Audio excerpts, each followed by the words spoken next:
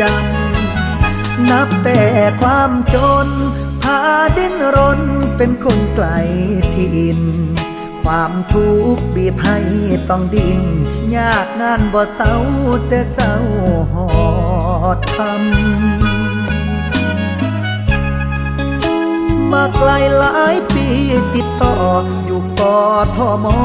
บ่ได้ฟังลำคืนนี้เหมือนแค้นไทยถาม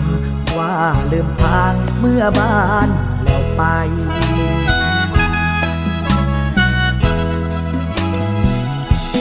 แม่นผู้ใดเป็นคนเป่าแค้นกะตาแต่คนลอยฟังมันช่างมีแห่งใจล่าคนอยู่แมนฉัน